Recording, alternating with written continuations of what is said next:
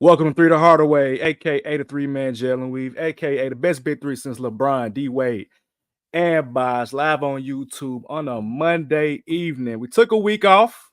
We did our top 50 NBA players in the league for the upcoming year. So of course we had to take a little bit of time off, get the guys rested and recoup for the NBA season. We got a couple of preseason games going on right now. I know the Grizzlies playing the Dallas Mavericks, and I think people are excited about Zach Edey right now. I don't know what he did, but I see some tweets about Zach Edey.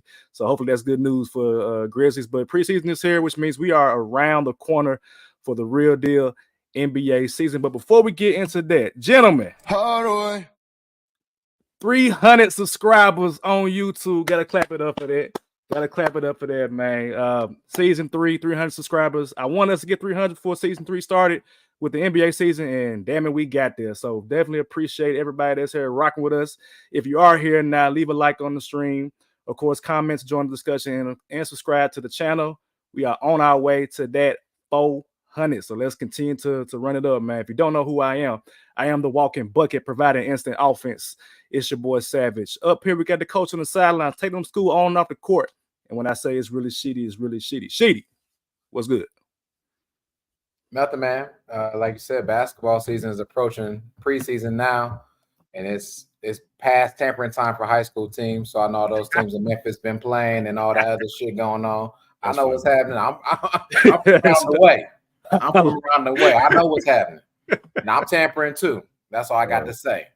This man. We also got your favorite DJ, the sample man himself, Mr. Ted Shakir. Too. What's good, man? I'm chilling, bro. Good, feeling cool, and I guess cultured in a way. Going to willingly my first orchestra last night, and it was a blast, bro. Shout out to Spidey and the Spider-Verse. So they had the movie playing and like a band playing as well too. So what happened was they ended up playing them. I didn't know what to expect. Y'all know me. I love Spider-Man. That's my shit. The soundtrack's still my shit. And I was like, shit, why not? So they played the movie. They had the band playing. And what happened was whenever like some of the background score would play, some of the background music would play, the band would actually feed along into it to make it more of like an experience, like of watching a movie. You know what I'm saying? And of course, with the movie, that of course, there's a lot of DJ scratching involved just because in a movie. So they actually had like a live DJ kind of doing the same thing. They had like the lighting effects that representing the mood to the movie. Like it was an experience that it's like IMAX some shit, bro. That's crazy. It's beyond IMAX. I appreciate it. I appreciated that moment. Yeah, it was dope, bro. For sure. We actually do have a guest on the show today. Cousin Chris, yes, sir. But before we get into that, y'all know how it is when you got somebody coming over and your mom like, before we get into anything else, baseboard. He said baseboard. Wow, baseboard. It's actually triggering for me. I ain't gonna lie, that's triggering. Baseboards, mop the floor, sweep the floor, all this shit. That's triggering. But Toot said he got something that he wanted to discuss before we brought on Chris. So yes, sir, Cousin Chris. We know you outside waiting for us, bro. We're gonna let you in just a sec.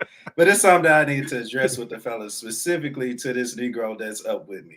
Oh God. So a week or two ago, in our group message, I asked for you to send me the videos that you have of me, from Instagram, from Three Hardaway. I forget about this shit. Damn. And you know what I'm saying? So I can help promote myself, right? You know, at least the ones that I'm on. And this guy says, damn, Mr. Needy. I'm like, damn, okay. What about promotion? He says, selfish. And to which I said, a fisherman, trying to be funny. And he said, find out next time. Sir, it is next time. And I wanted to know what you meant because I don't understand why I got to post you, your ugly ass, on my page when you got your own page. Am I wrong? I was like, see, talking about you, see? Am I wrong? People in the comments, let me know, Cousin Chris, when you pull up, Savage, you right here. Am I wrong? Look, I just edit the videos, man. I just rewatch and take out. Okay, that's a good TikTok. Let me take that and make that. So it's on you, man. I got nothing to say. I'm not in trouble today. So neither am I. So you don't want him to come on here because your selfish ass want to post just about you only. Absolutely. It's a team of Three the Hardaway. So whether it's Savage speaking about Victor Wembanyama being top 5, or it's you talking about your damn Warriors that ain't shit, I'm still gonna post for all of us. I don't see it as being a singular thing. Oh God. Okay, so that's why we having a Joe Budden moment. Rory and Mile. Rory and It's gonna be fun today now. You don't open up that can of worms, Stone Cold. I like that. Okay, I can't believe you said that. Call me ugly. Yeah, I mean, y'all niggas wild. Anyway, uglier than the bitch. Okay. I just wanted his opinion on it, man. People that come out, I just felt like if it's, we got the 3 to Hardaway page, which is for all of us. And for our own personal pages, we can come use what we said throughout the show for personal conversations. But maybe I'm wrong. So do you take those clips and then you just clip yourself and then repost? Yeah. Usually, so here's my thing with the story creation of the clips. Usually, I have a primary person that's the driving force of that clip. So, for example, with last year, the Grizzlies clip with they're not making the playoffs, that's obviously was a Took clip. It had a small appearance by me at some point, but I normally have a narrative-driven clip that goes on. I think that's what Took is getting at. That's what I thank you, Savage. So like even when we bring in cousin Chris to the show, he'll have his own little clips as well too. So it'll be a Chris-driven narrative. I think that's what Took is getting at. It's like why you want to do your own clips? But it's like I understand, I respect it. Nope, I don't. Thank you for making the clips for us, Savage. Absolutely. I'm very appreciative of you. I'm not going to extra clip the clips that you make for us for 3 to Hardaway. No, what it is I can't download straight from Instagram the clips that he do, the narrative of me. So it's like that's an IG thing. That's an IG thing, though. That's an IG thing. It is what it is. Now I understand too. Okay, I got you. It's all love here, man. It's all love here. Apology accepted, brother. It's all love here, man. Yeah, we got everybody got brothers. We fight with each other. Is it? This one got us to 300. Shit. 300. Hey, look. 300. Now, with that being said, back to the program. We're gonna bring in Chris Ingram from Bluff City Media from the No Bluffin podcast. Why I saying I can't unmute you? I'm trying to unmute you, Chris. Maybe because I muted myself. My bad, brother. There we go. We got Chris Ingram from the No Bluffin podcast. This is the hottest, greatest podcast, in my opinion, out here in the game, man. Definitely a consistent listener. Y'all running it up, man. Y'all following has gained a lot of momentum, man. So I definitely want to give y'all a shout out over there, man. Y'all killing it, man. It's a good season for Grizz content, man, because it's a redemption story. We saw John Morant, his Nike ad that came out today. It's getting a lot of tweets and likes, man. So this is a good time for y'all, man. But welcome to the show, Chris. What up? Man, appreciate it, man. Glad to be here, bro. Long time coming. Always listening to y'all, when I can, man, in the chat, or even when I can't be in the chat, just listening. We go back way back. Man, Tev, we don't go back as much, but we've been tapped in. Game, bro. Same school. And Sheedy, man, it's my first time on the show, man. So I just gotta say, bro, I just thank God for you coming out of that situation. Now we was tapping in during as you were going through it, bro, and your positivity through that. I ain't gonna lie, it taught me a lot. It helped me grow a lot in some things that I'm dealing with. So I want to just definitely give you them flowers while I got on here live for sure, bro. Thank you, brother. I appreciate it, man. For sure. Much love, man. But we didn't waste too much time, man. Let's get right into it. We got a lot to get into. NBA trivia, what you got for us today, too? All right, let's have some fun with them. So, I want y'all to name the 5 youngest teams, but I want y'all to name them in order. So the one who gets the most right, of course, will win. But again, the 5 youngest teams from youngest, I guess, to older. But again, youngest to older. So 30 to, 30, 29, 28, 27, 26. Okay. In order. The youngest team got to be still the Thunder, right? Thunder. Yeah, the same as the Thunder. So, yep. Okay. That's one. I was on to the Pistons. No. So we're gonna do individually in order. Individually. Yeah. I say nothing. Yeah. Individually in order. Oh, so I just go? Yeah, just go. Okay. So all right. So Chris Thunder. Will go too. All right. So Thunder, Hornets, Pistons, Magic, and Portland Trailblazers. That's what I think. Okay, so you got 3 of the 5 right, but only 1 in order. Okay, so that's okay. Thunder. Yeah. All right. Yep. So Thunder still. What you got, Sheedy? Damn. I would get same with the Thunder last or first, whatever you want to say. Who was second? Who'd you have second, Marcus? Savage. Damn, I called you Marcus. Tell me Marcus. Damn. You in trouble as fuck. I think I had Charlotte. Yeah. Yeah, keep Charlotte there. Dang.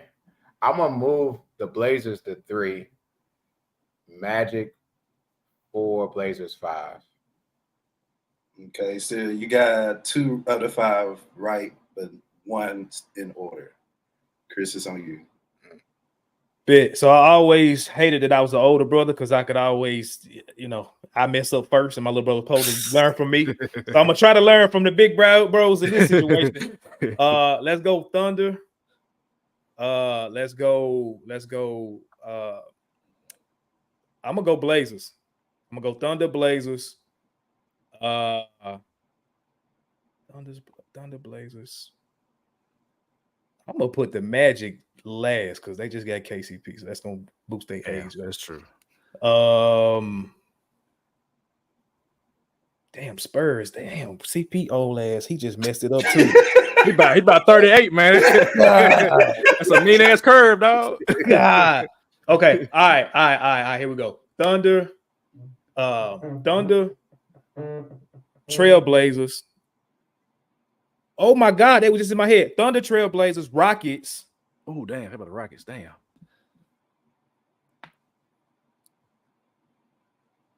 No, Thunder's, Blazers, Pistons, Rockets, Magic. So you got 3 out of 5 right. You got 2 in order. Damn. Who you get in order? So the order is OKC, Portland, the Spurs, the Pistons, and the Washington Wizards. They got one old man besides Pop. That's Magic was 19 and Charlotte was 16. See, I was saying that. I was like, I mean, shit, the Magic are young. Don't they get Franz, Paolo Young, Hello Suggs, KCP, Anthony Black, Howard. Well, Howard might be a 23, 24. He ain't too old. Yeah, he ain't too old. Even Jonathan Isaac ain't that old either. Yeah. And what's the name just left? Ingles. So I was like, yeah. That threw me off, man. Good one. Damn. Yeah, that's what I'm here for. So the Thunder still got the youngest team in the NBA, man. They didn't trade some of them picks, man. Like you can't be young forever, dog. You ain't Jay-Z. Yeah, dog, man.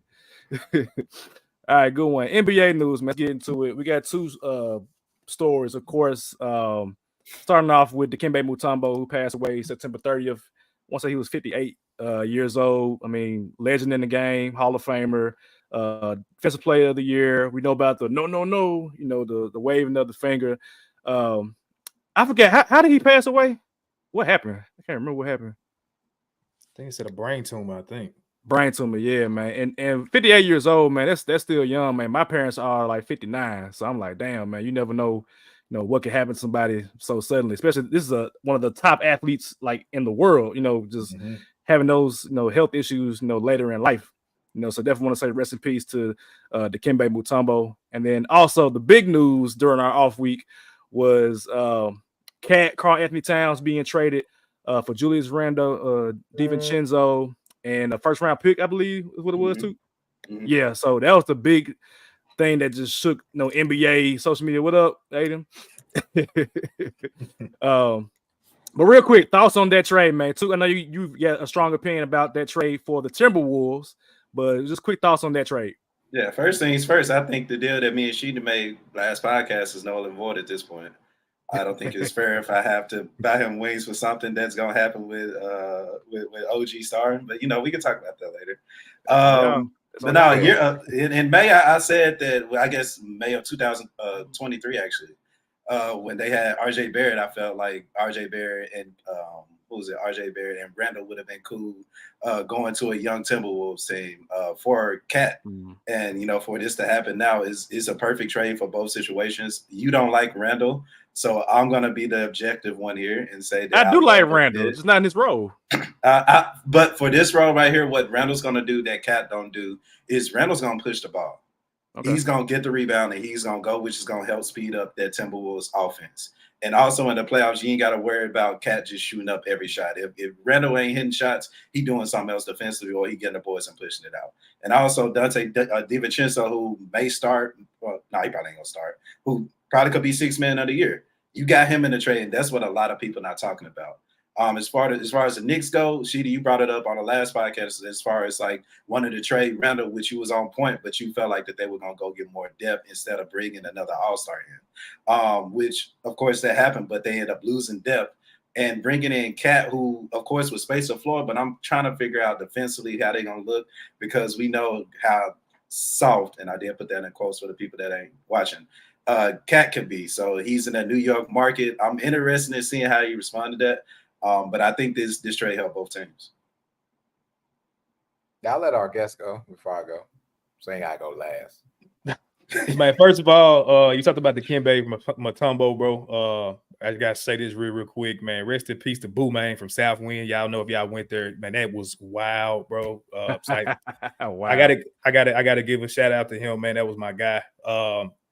32, 33 years old is young, bro. So you talking about the Kembe, that's another thing, bro. Just reach out to somebody. Tell them you love them if you ain't talked to them in a long time, bro, for real.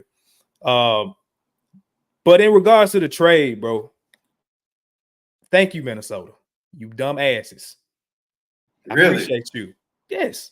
Because this has been my thing. Like, I know a lot of people were kind of high on Minnesota as far as them trying to like or kind of like figuring out Denver, how to guard them or how to play them.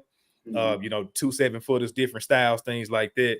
And I get it. Like, they definitely, laid a blueprint that I was excited for the Grizzlies to, I'm looking at it from their standpoint to attack them fully healthy going into next year. But you just kind of took yourself out of running it, in my opinion, because like Randall, I like his game. I don't know as far as like chemistry and things like that, how him and Ant are gonna rock. I just don't. I think the personality that Ant portrays, he is a alpha. I mean, some people say that he may not be best in that 1A role. But I think at his point in his career right now, that's just what he is. And Cat being the personality, even though it's weird at times, I don't want to call him a beta, but he fit with Ant a lot better than what I think Julius would be at this point in his career. You're talking about the Gobert stuff. I don't think that team is going to mesh as well as a lot of people are thinking they will just because of that trade. I love the DiVincenzo pickup like you talked about too. I think that's probably the most underrated part of it. It definitely made the deal go, but I see them definitely taking a step back. Before that trade, I still had them, top 3, depending on injuries or whatnot, maybe top 4 in the West. I can't pencil them in just like that right now. Obviously, we'll see, but I think they really just shot themselves in the foot over some tax stuff, that they, I know they got ownership things going on. I just don't think that was the smartest move for them to make right now as far as a basketball sense when you've been basically relevant the last, 20, 25 years at this point. So we'll see, bro. But that's just kind of where I'm at right now on it. Yeah, I have to give the advantage to the Knicks on this trade. Got rid of Julius Randle, which to me, again, I don't believe Julius Randle was not the reason why they were as successful as they were postseason and even towards the end of the season. I mean, yes, granted, he was injured. I hear that, yes, 1,000 times around. However, it wasn't Julius Randle. It was Jalen Brunson that was carrying this team. It was the trade for OG. That was helping propel this team as well. Make sure you note that OG, that I said that again for everybody. And that's cool. We get back off the trade because, OG going to start about 82 of them games this season too. So I don't take no wings from you, dog. I got you. And so actually what I'm more interested in about all this trade is what now with Mitchell Robinson? Like for the Knicks, does Mitchell Robinson now come off the bench, which he should? Right, and would be a great other person to come off the bench, but eventually he's going to want to get some time and play, and that's not going to happen in Tom Thibodeau's system. And on the flip side, for Minnesota, I don't like it either. I think the underlining thing that cannot be talked about in trade, besides the money, is the chemistry. And I agree with what Chris was saying. There was some bond that happened between Ant and Cat that just formed itself together, where Ant understood his role, what he had to do. Ant had to low-key kind of take a step back from we in Minnesota now and it being his city to like, this is really Ant. Ant is really why we here. Now, if Ant say I'm doing good, yay. But if not, I need to take the slack for that too. So I like Karl-Anthony Towns in New York. Let him be there. Let him do that. Minnesota, spacing wise, is going to hurt because you got a 5-pick motherfucker who only makes one jump shot every 20 seasons. Julius Randle, who's going to shoot about 2 for 10 from the 3-point line. And Took, you said it. Cat is the best shooting 3-pointer in the league. So now 3-point big. 3-point big, excuse me, because I know you got Steph Curry and all that other stuff that you think is going to happen, they ain't going to manifest. However, Cat did that for them. Even Naz Reid can do that for them. The question for me is going to be, what role is Julius Randle really going to achieve in Minnesota, and for how long are they going to hold on to that? Because Julius Randle could really go somewhere else and still be a prime person for a team and still get collateral back. I agree about the DiVincenzo as well. Off the bench, he's going to be a heater when he can be, but when he can't not be, he's not that great. But does that hurt Rob and what Rob can do in his first season as well? That's my only caveat about that. But overall, great Knicks, bad Timberwolves. Yeah, I'm definitely rocking with it for the Knicks. I feel like that's like the Porzingis fit for the New York Knicks, man. Just that last piece to push you over the top. Knicks were already going to be a competitive team with them adding Mikal Bridges. You got OG, you got Brunson, you got Josh Hart. So defensively, we know they're going to be good. You got Tom Thibodeau. This is one of the best defensive coaches to ever coach in the game, man. So I don't even have any doubts for the Knicks as far as like adding an offensive weapon like Cat. Now you have to account for Cat as well too. If you Philadelphia, if you Boston, it's like, damn, we got Brunson who can get on the heater. You got Bridges if he ever knock down a shot again. Josh Hart can have his games, and now I got to deal with Cat big ass. Like, damn, like they deep. And then for Minnesota, I don't know how I feel about it because like Minnesota fell in love with Naz Reid, man, and Naz Reid was an amazing player for Minnesota in the playoffs last year. He was an integral part of what made Minnesota do their thing, and of course he's still there now.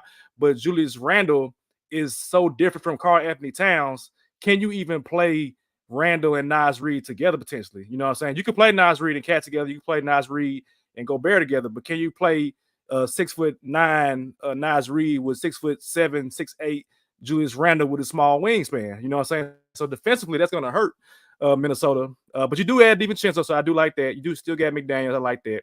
The clogging of the paint is going to be an issue for Anthony Edwards, but I feel like if he continues to develop that jump shot, it might be okay. But I don't know if I want Ant-Man to shoot threes more than I want him to attack the basket and get to the free throw line. You know, so I'm not like completely out on the trade, but I just feel like, and I said to you before too, I think that Randle going to be traded again at some point because I feel like he keeps bouncing around the league for a reason, man. He has a misfit with a starting role, and I said that for years now, and I love Julius Randle. He's a left-handed player. I love Julius Randle, but I know what he is. He is a 6-man parading as a starter, and I said that's what we call fake love, ladies and gentlemen. That ain't fake love, man. That ain't fake love. That's tough love, if anything. I'm telling you what you are, and you keep trying to start. It's like, no, you're not a starter, bro. Lamar Odom is a trajectory, man. Come off the bench, play starter minutes, but come off the bench, give me 15 points, give me 10 rebounds, give me like 3, 4 assists. That's all I need from Julius Randle. I don't need nothing else. You mentioned I think a couple of days ago, Chris, about trading Mitchell Robinson to the Grizzlies. That kind of sent Grizz Twitter in an uproar, man. Per usual. Per usual. Well, you can't trade nobody. Per usual. Trade nobody, man. Nobody. Grizz Twitter, I love Grizz Twitter, but man, you tweet an idea out. It's like, man, nah, F you, dog. hey, Chris, what's the hottest tweet that you got pulled on? Do you know? Man, I don't know, bro. I was just talking to Evan about this, I think, yesterday. I'm like, bro, at this point, I don't know. Like, it's ridiculous. I can literally, like Savage said, bro, I can just tweet just an idea, bro, a thought. Like, you know, man, not even a thought, bro. Like, oh, that shoe is dope. But what about Josh's shoe? Bro, shut your ass up. Bro, like, damn, everything ain't gotta be our way. That shit irritated me, bro. Like, I love the engagement, I love to have conversation, but like that whataboutism shit, like, stop, bro. Everything ain't about us. Whataboutism, I like that. I hate it, dog. It's insecurity, man. It's insecurity, man. I saw that trade you put up, and we can get to that a little bit later in the show. I like shit. I'll take Josh Hart. Fuck you, man. Yeah, me too. Rebounding, shooting, defense. Hell yeah, that's like a cheap Marcus Smart. Man, people don't read, bro. Like it's like we don't need Mitchell Robinson. We don't trade his ass at the deadline. Y'all missing the point. But yeah, Man, like I said, acquire assets, man. Acquire assets. That's the game right now. Put on basketball. That's the problem. Yeah, man, that was hilarious to me, man. I saw that and I was like, damn, because I had commented on it before it went crazy, and then I come back and it was like, damn, the whole Grizz Twitter attacking Chris. I'm like, damn, bro, what happened? Turn them hoes off, man. I just turn them off. Keep going. Love y'all. Yeah, I think most of Grizz Twitter got me blocked. Yeah, dog. This is a revenge season for Ja Morant and for two. For sure. Yeah, man. Oh man. All right, man. Let's get to the brunt of the show, man. 24-25 NBA awards predictions. That time of the year, man. So we're gonna go through each of the, I think it's 6 or 7 awards, give our predictions. We may have a debate depending on who says what. But where y'all want to start at, man? At the top or somewhere in the middle? At the top? Okay. Walk our way down. Shit. Okay. So who do y'all have for y'all's MVP this season? What order we want to go in? The guest got to go first, man. Yes, sir. Chris, what you got? What you got, Chris? You go first, man. What you got? Ain't no hot seat for me. It's gonna sound biased, but I don't give a damn. I think Ja Morant is about to be MVP, dog. Like that dude right there. He got too many. We was talking about this on today's show. Like he got you talking about narratives. The narrative is already set, and I think that's really what got Embiid his. Like, all right, we've been skipping him. He's putting up these great numbers. Yeah, and it's like, okay, if we want to make up a narrative or push a narrative, I get it. But when you're talking about a narrative that actually means something, a narrative that actually got some substance that people can really get behind. You're talking about a guy that literally, like, yeah, he's 6'2", 6'3", and I think we talked, in the basketball world about this with Steph Curry, how the reason why like people gravitated to him so much is because you look at yourself and it's like, I may not be able to shoot like him, but he gives it hope that a guy that my size, that's not this 6'8", 7 foot phenom, that I can, be something in the NBA one day. And so you look at, like I said, his size, his story, like the young kids say, the aura. I think when you put that in one box and then you say, okay, just from a basketball standpoint, I don't like to call it the disrespect because, again, that's too much projecting and just being in our feelings. The dude ain't been on the court the last year and a half. We all know that. So, yeah, naturally, you're probably going to forget, or whether it be purposely or on accident, that he is who he is.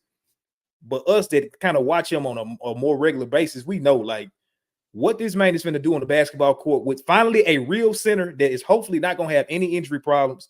I said I wasn't going to say that word and Grizz in the same sentence, but I just did it. Damn it. Knock on wood.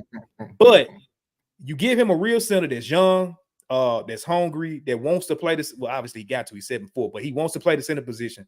Jaren gets to go back into his position. All these guys that's on this team are going to get to fall into the pecking order that they need to be. And I've been saying this before Ja and them said it. This is like going to be their most talented team I have ever seen a Grizzly team roll out the ball with. He's got the support he needs. We just need him to lead the ship at this point. He played over the 65 games. So obviously, he got to stay healthy. I think that award is going to be on lock for him when we look up in when they announce it, May, April, April or May, one of them, yeah. I think it's his to lose, bro. I really do, because it's probably their fatigue of it's always Giannis, Jokic, and Embiid. Man, get them dudes out of here. Like, let's mix it up now. You know what I'm saying? Like, let's really start to put some new faces. And I think it was his for the taking. It's just he started, he ran into his issues. So I got Ja, dog. No, you want me to go? Sure. You go ahead. I got Luka for MVP. You're looking at someone in 6 seasons. First year, not unanimous, Rookie of the Year. Other 5 seasons, all NBA selections. This team just was a few, I would say, pieces away from winning the finals. I just think the Celtics were just a little bit more better, unfortunately. You talk about the voters' fatigue, Chris. I think that's going to play a part for everyone. Like, at what point, I feel like at some point, voters stop voting people over 30, right? And these players are approaching 30s. If you don't start voting for Luka now to be MVP, and Ja as well, right? SGA's, Anthony Edwards, when are you going to vote for them? Like, when they turn 33, 34, right? Like, at some point, give them the accolades now. Kobe only got one MVP. One. That man is owed many more MVPs. LeBron only got 4. They stopped voting for him at a certain point. Like, we have to give them their flowers now. So to me, Luka's stats were enough for him to win MVP last season, regardless of where they sat. I know they're the 5th seed, but if you can give, again, that Savage and I have talked about this before, if Joker can win the MVP in the 6th seed in the West, then damn it, Luka couldn't have won the MVP last year. I know there's other players, but had a case for winning it last year as a 5th seed in the West with what they were able to do and the pieces that started to surround him so he can do more for his team and make his team better realistically around him. That was really what I could see as being valuable. Not get taken away from the MVP that did win it, right? However, maybe it's time for the change of the guard. Literally, maybe it's time for the guards.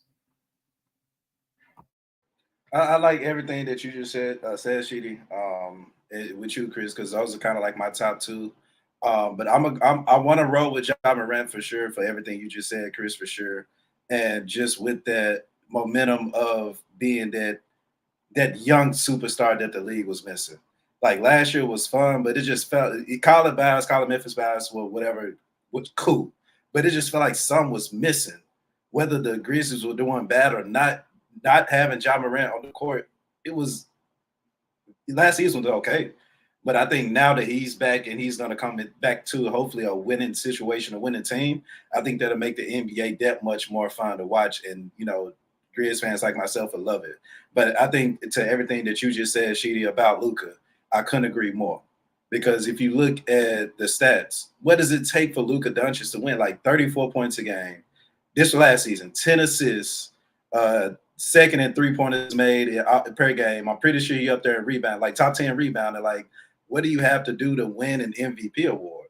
So with that being said, Sheedy, of course, I would love, I've been saying Ja Morant for this long, and of course he win it. I'm going to rock with it. But I can't see Ja Morant averaging 30 points a game. I would love to see it. Do he have the talent to? Hell yeah. But, I think Ja be around, 28 and probably 7, 8, which would be great numbers. Probably about the same numbers as Ant-Man. But like I said, when I gave Luka numbers and then they might be a top 3 seed in the Western Conference, I think it may be finally Luka Doncic's time to get the MVP. Man, that's interesting. I feel like there has been, I feel like Minnesota sabotaged themselves by not having Karl Anthony Towns to be playing alongside Ant-Man, for Ant-Man to be in the conversation, because I don't think that Minnesota's going to win that many games to validate Ant-Man even being at the top of the conversation, if that makes sense. So I know last year too, you were talking about how, I don't know, it was last year, year before, you mentioned how Ant-Man can be in an MVP, like a legitimate MVP candidate. Last season he did. Yeah. I feel like now that's kind of like hurt now, because I don't think they're gonna win that many games. And I think I'm at the point now where I think the league gonna be at the point now where it's like they're going to give it to who is the best player on the best team. And I feel like for some reason, and it goes against what I say about Jason Tatum, but I feel and believe that Jason Tatum is going to be pushed to be an MVP this year. That's nothing based on like stats. It's all about, qualitative methods for me as far as research. They won the championship last year. Jaylen Brown won Finals MVP. They had the little push of like, does Tatum like being, number 2 to Jaylen Brown? And I feel like Boston is going to go hard this year and try to win a lot of games so that they can have Tatum be in that conversation, because they're going to say, oh, Tatum was the best player on the best team. You have to give it to him. You know what I'm saying? Especially like in the Eastern Conference where you're going to win. They won, 68 games last year, 65 games, something around like the high 60s. I feel like they probably could win 70 games. I really feel like they can win 70 games if they tried their best to do it. Will they do it? I don't know. But I feel like they're going to push Jason Tatum. And it hurt me to say that because I'm a Jason Tatum hater, quote unquote. But I'm gonna roll Jason Tatum and just see what happens. I feel like they're gonna push him. They're gonna push it, man. I got a question for y'all, real quick. Go ahead. Because I'll be having these conversations in my head, but I don't really get to verbalize it because I got this mainly a Grizzly show. Go ahead, man. Do y'all think that it's a conspiracy from the NBA to push Luka as a point guard versus a small forward? So my not as a theory, my thinking is always that we're moving to positionless basketball, and we're already there with all NBA teams. Now it's the best 15 players. It ain't the best center, the best guard, or whoever. Mm-hmm. I'm not sure what you can call. I mean, he runs point, absolutely, just like Jokic runs point. That's literally what the offense is. LeBron runs point. Like now, he for sure runs point. So I don't know if it's a conspiracy. Just more so as he's the primary ball handler. That's what I would say. Yeah, I don't think Luka's a wing. Yeah, I don't think he'll wing either. He don't slash at all. He ain't slashing. He a slush. He don't slash. big nasty slushy. You stupid, man. But yeah, he don't slash and he don't spot up. So he's literally a point guard. He's just fat Jason Kidd, bro. Is what he is. So older in his career, do y'all think that he'll be naturally forced to the 4? Kind of like we doing LeBron? Like LeBron, his whole career, we knew he was the point guard, but every time that he was voted any award, he was always put with small forwards because his size, I'm guessing. Yeah, that's a good say it's because of the size. And now he's playing power forward in year, I'm gonna say 30, year 20. Like,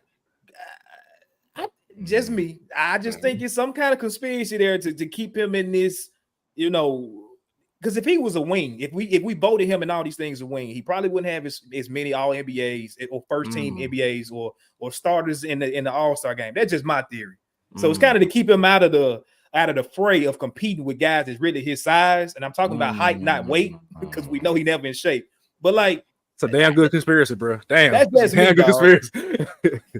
Yeah, we just have to talk about what is, to Savage's point, like positionless basketball is just what it is now. Like I can't roll out our coach. I can't roll out my. Hey, I need a center. I need 2 forwards. I need 2 guards. Yeah, hell, I might go out there with a forward and 4 guards in this motherfucker, and we're gonna do what we got to do at this same age. And I think that's also the talk about it too. Luka also controls the ball at all times. And so when he gets to that age, right, what does he become, to your point, Chris? Because you're gonna be slow as a point guard. You can't be a slow point. How you gonna push the tempo? Because Luka slow that shit all the way down, bro. He slow it all the way down. He got to have the highest usage in the NBA, like, because he gonna palm the ball the whole possession and find somebody cutting or a lob or whatever it is. So that's a very good point. To that height point, though, real quick, Chris, I want to ask you this: if Magic Johnson would be playing today, what position would he be? And he taller than Luka. 6'9", yeah. Shit. Yeah, you came into the fire though, my boy. That's a hard one. But for me, this is just the way I look at it, and I could be totally off. I don't know, like Magic game was just point guard, like, but he played every position that he needed to win. Like, you know, was it rookie year he was playing center or something? Like, NBA finals. Like, in the finals, bro. Like he did what it took to win. And I know this is more narrative based than it is like what we talking about. I don't think Luka is willing to play off ball as much or like sacrifice off the ball as much as he would need to win or whatever. And that's why I think ultimately why he may not ever, I said this before, it's a hot take, but I don't know if he'll ever win a championship because of that. He's not willing to do it's like Harden. Yeah, you got to relinquish, bro. And so like I said, my mind got to spinning with all these things, and that's where it started. That's a damn good point too. I can't stand you for it because I thought about it, but I didn't elaborate on it. So you got me. You got me. That's what we're here for, bro. Yeah, no. That's a good point. I'm curious to look at him, you know, deeper into his career, man. Because I mean, you not gonna be fast forever and athletic. Well, he's not athletic at all, but he gonna run to an issue. He gonna run to some issue where you got to guard people, bro. You got to guard these younger wings, bro. How you gonna defend if you can't move laterally, bro? So that's a good point. He is 30. It's a great point, man. All right, let's do DPOI, man. We can go reverse order this time. I got Wemby winning DPOI. Pretty easy. He should have won it this year. He gonna win it this year. I mean, he should have won it last year. He gonna win it this year. Yeah, give me Wemby, man. Wemby gonna block all the shots, get all the rebounds, probably get a couple of steals, and at that point, everybody hates Rudy Gobert. We can't give him no more DPOIs in NBA. He got 4. Can't get no more, man. Nah. All right, let's wrap it up, man. Let's wrap it up, dog. Please and thank you. Give me Wemby as well. Simple to the point. My only argument is, can I get Bam in there? That's my only argument. But I'm a stick with Wemby because that's what we said before altogether. But damn it, that will mean that Bam would never receive a DPOY because now Wemby is here. And again, back to the fatigue because we done voted for Rudy's ass 4 years. Gave it Marcus Smart a little bit here and there. Bam would have got at least 1 or 2 of these, but he's been in the finalist for that DPOY for 5 years. So, Wemby. Yeah, we can go and skip it, Wemby. I ain't got nothing to say. Clean sweep. Clean sweep. All right, we're going to go back the other way. 6th man of the year. Who you got, Chris? Sheesh. Yeah. I've been thinking about this one, bro, for a minute. I'm thinking it's going to have to be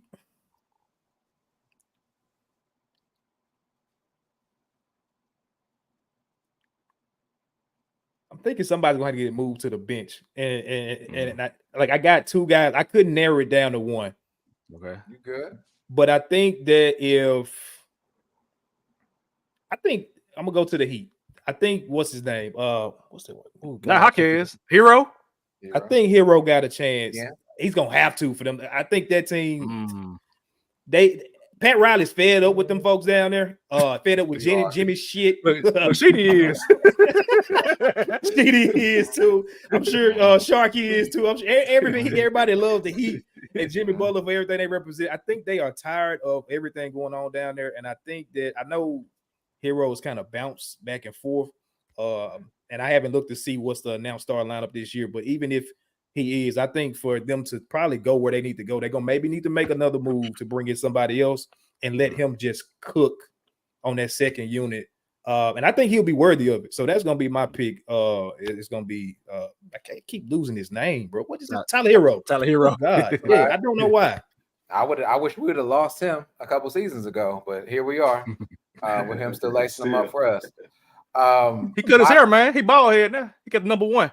Yeah, and so am I. And look where I got us. And we still ain't won no finals. So for me, I'm gonna steal one from y'all, man. I got Benedict Mathurin from the Pacers, man. I think that 1, to come back.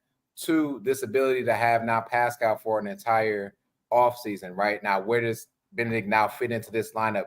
Rick Carlisle showed his ass, in my opinion, no Diddy, during the playoffs. Did really well for the talent that he had. And so can Benedict Mathurin be that extra piece for them?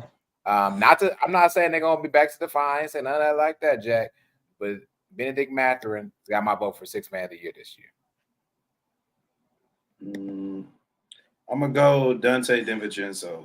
I think the reason that he got traded from the Knicks was the fact that when we talked about it previously was what role would DiVincenzo take with the Knicks. I think probably Tibbs was telling him he was going to take a step back when really Chinzo averaged 15 a game last season. Like his career is looking up. And when you talk about a team like the Timberwolves who need some scoring off the bench, he's literally in a perfect situation. So if he can average around the same 15, 16, 17 last year, 40% from 3, shit, that sound like a 6 man of the year to me. Especially for Timberwolves, who I guess I'm on the opposite side, feel like they're not going to take too many steps back. Okay. I am not sure if an MVP has won 6 man of the year, but I feel like Russell Westbrook is going to be in a prime position to win 6 man of the year, primarily because the Nuggets finally have an actual backup point guard for when Joker is not in the game. Or like you could, like I said, you could play Russell Westbrook with Jamal Murray and allow Westbrook to run the show, which I think they're going to allow him to do in some capacity. I think they're going to value his energy, his effort in Denver, and I think that'll be enough to get him some good stats off the bench against some backups where he can do his thing. That might be nice where he goes for like 25 points. That might be nice. He might get triple-double. So, yeah, I think Westbrook is going to be 6 man of the year, in my opinion. I like that. Yeah, I like that. Next up, coach of the year. I kind of struggle with this one because I don't know how they're going to do it. I feel like you can't give it to the Thunder coach. He got it last year. I think we all voted for that last year.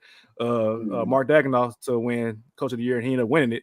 I think this year they're probably going to value, the voters are going to value I guess winning to some extent, but also a different level of winning that looks different. And I think it's going to look different for the 76ers to the point where Nick Nurse is going to be coach of the year. As far as like Maxi's development, having Paul George, there might be nights where Embiid doesn't play and the Sixers still win. And that'll be doing parts of what Nick Nurse is going to be able to do with the Sixers. They no longer had Tobias Harris. Praise God. He out of there. So now you got some much better players on the roster. And Nick Nurse, we know how he can do when he got players around him to coach. He can coach them up. And so I think Nick Nurse is going to win Coach of the Year. That's interesting because you said a team was going to win 70 games, and I would assume that you would have that coach winning Coach of the Year. I said they might, but I don't think they're going to. I mean, but you feel strong about it though. I do. I'm in a way that's kind of why I picked Missoula. But I guess to that extent though, like they tried to discredit Missoula for so long though, man. They discredit him all the time, man. And I've been Missoula's biggest like fan, honestly. Like he can coach, but they're not gonna let him. Yeah, I think so. Win. All right. Well, with that being said, I'm gonna stay out here with Phoenix, bro. I think Coach Bud finna do a great job with the Suns. I think that they got the pieces to finally ascend, and I think this is probably gonna be it for KD and Devin Booker and trying to figure out if they can win together because they got the team, they got the roster, they got the coach. It's put up a shut up time for the Suns. So they'll be like a number 1 seed then. Or, I got them be a top 3. Okay, we'll get into that next week, probably. Yeah. Okay. She All right. Yeah, no. I was. My apologies. I'm gonna say Tom Thibodeau.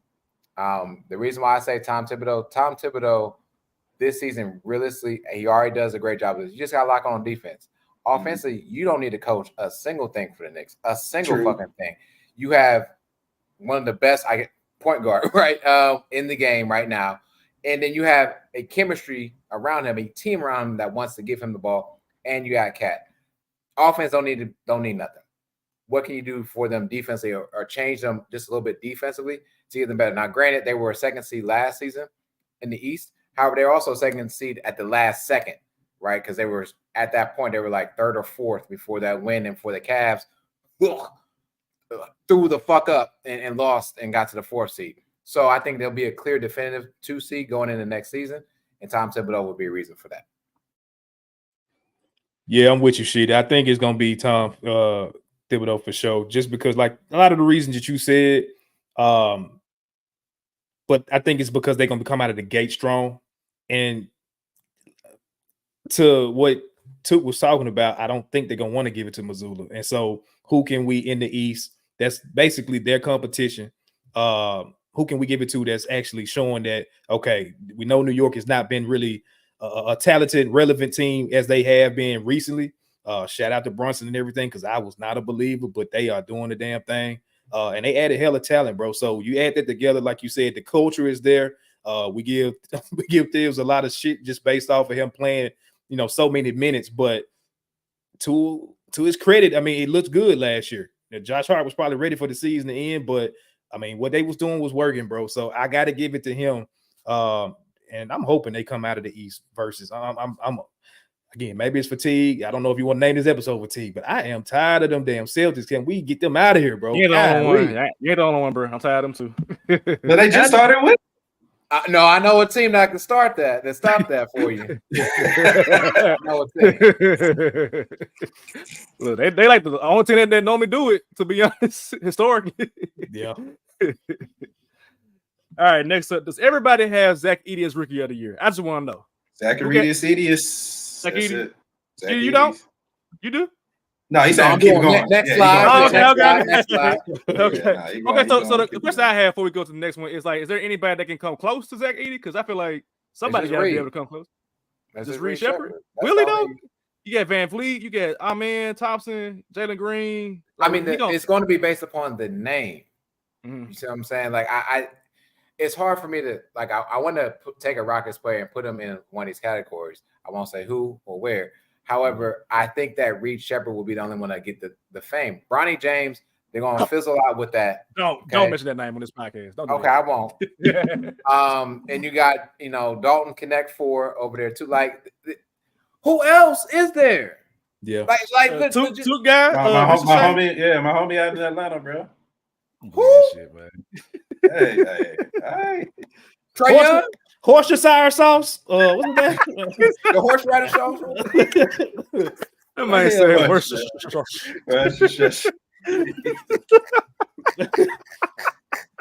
Hey, I ain't never heard that one. That's a good one. That's a good one, bro. That's messed up. No, Zachary Richardson is the same. He hooping, bro. Y'all, all right, man. Y'all gonna see, bro. I look. I gotta see it. I gotta see it to believe it. I still 1 have not seen him play. It was a weak draft, but still. Well, I ain't gonna say it was a weak draft. Y'all know how I feel about this draft. 4 years, they're gonna be great role players on team. Role player draft, Yeah, it was a complimentary role player draft, yeah, for sure. I'm gonna say trash. All right, most improved player. Oddly enough, you mentioned Zachary Richardson. I actually got Jalen Johnson here from the Atlanta Hawks. From Atlanta. Put a 16 in the game. Looked very good last year at times, and I feel like that's going to be the guy that gets most of the shine. Aside from Trae Young, for the Atlanta Hawks, and I feel like him and Richardson play the same position. So I'm kind of like, I don't know how they're gonna do that. Maybe they play both at the same time, but Johnson would have been in the league. I think this is his 4th year coming to the league, and he's coming to his own right now. So I think that he's gonna be most improved player of the year. That's a good pick. It's on me. Yes, on you too. It's on me. Hey, big dog, it's your time, dog. I'm going Jonathan Kuminga. We ain't got no excuses. I was this close to this team. Nah, I'm here. Was this close. Big dog. Hey, what should he do? Hey, big dog. Hey, you asking for the opportunity. It's gonna be yours for the taking. You know, he was at 20 points a game. I read some stat that his stats was like some of the highest amounts. 36 minutes for a 21-year-old. Hey, you want the ball? You want to shine? Hey, this your time, Kuminga. Hey, he dyed his hair, man. He better hoop. He dyed his hair. He dyed his hair. Frank Ocean type shit, bro. He got blonde in his head, dog. But then we still got the P. That's the problem. Because if he's still playing Robin, my name is. So he's looking like a Super Saiyan Vegeta out here. Yes, exactly. Yes. God damn, Kuminga. Kamehameha Kuminga. Oh man, I gotta see that. Hold on, bro. You can't tell me now like that. I'm gonna look it up. Y'all go ahead. I'm gonna look it up. I got Kuminga ready. What's it? Most improved. My fault. Yeah. I was splitting hairs here. Oh shit! They found it.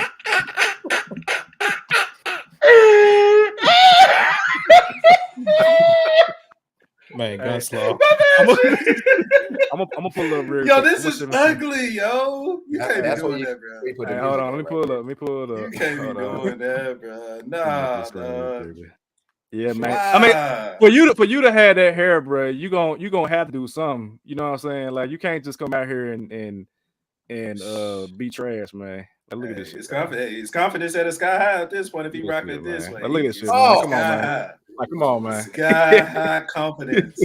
Man, like a porn star. Man, got an OnlyFans. Kuminga. Yeah. Jonathan Kuminga. Freak ass.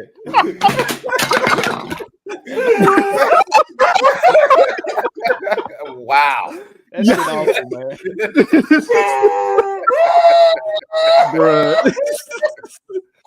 Bro, y'all got me crying 2 episodes in a row. I roll out the ball on that one. God. Oh shit. That's what you call an alley-oop, cousin Chris. Good one. Oh man. All right, what we on Sheedy? I think we on Sheedy. Yeah, I don't even know how to follow that up. Who was that? Oh Lordy. I don't know how that came up.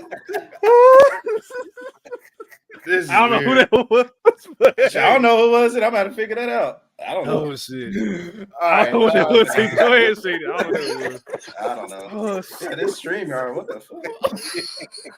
StreamYard got random people on my shit. Hey, bro. Hey, I don't know what that was. I don't need StreamYard. Oh, good podcast. Good podcasting, man. Good podcasting. Oh man, god damn it. Okay. What was it? Most improved. Oh shit. So I was splitting hairs between 2 players. I'll be quick on both. I think if the Thunder are going to do well, Jalen Williams needs to ascend for the Thunder. And then the plug is calling again, Chris.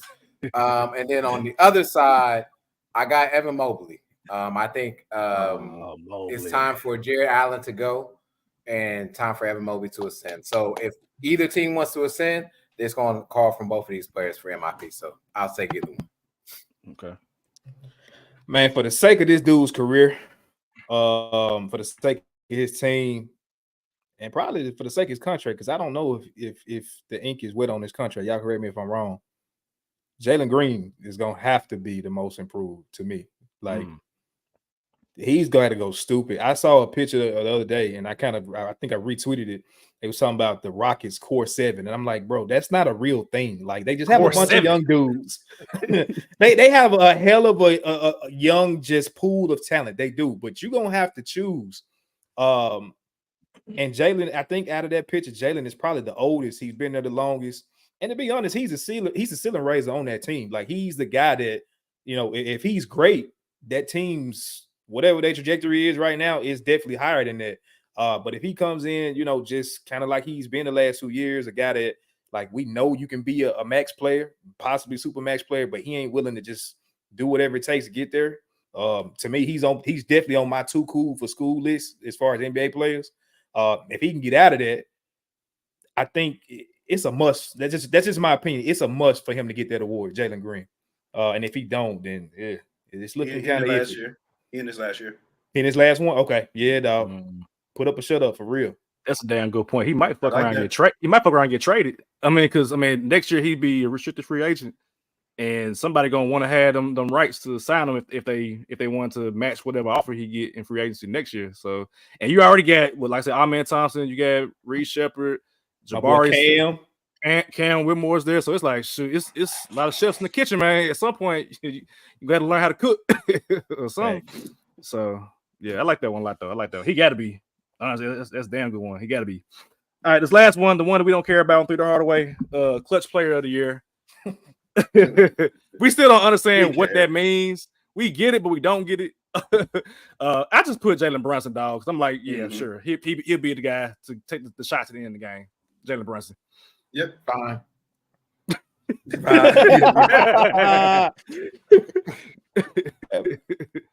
Just to throw another name in the pot. Okay. Paolo. Okay. Cool with us. We love Paolo after the Hardaway. Hey, we rock with that too. All right, man. I think we covered everything. Yep.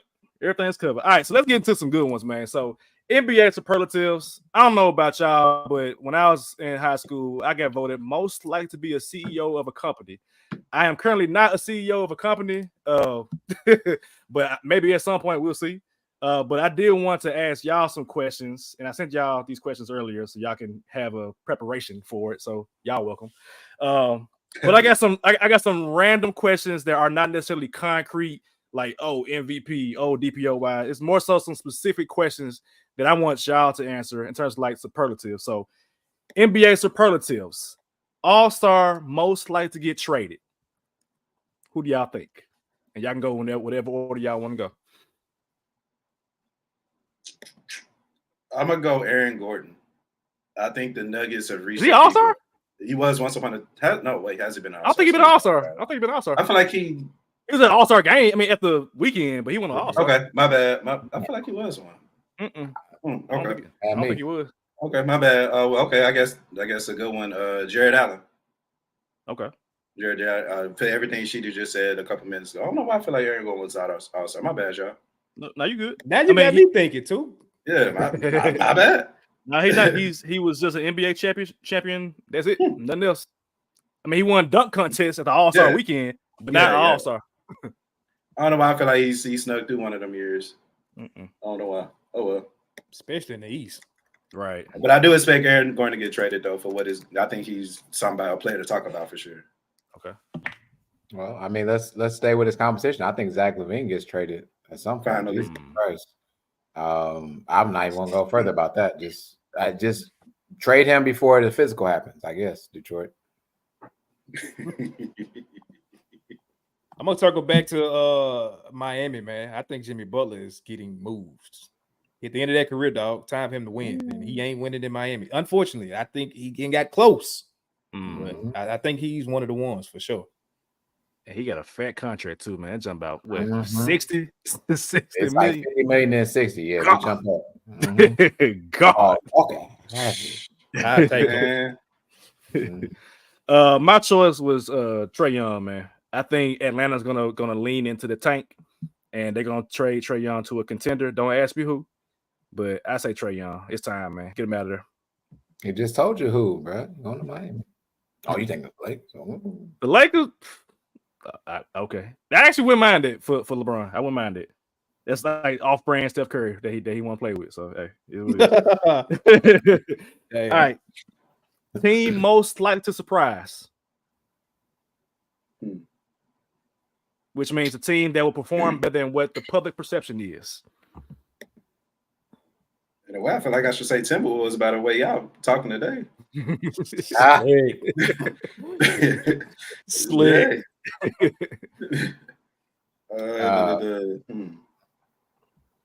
You ain't got something.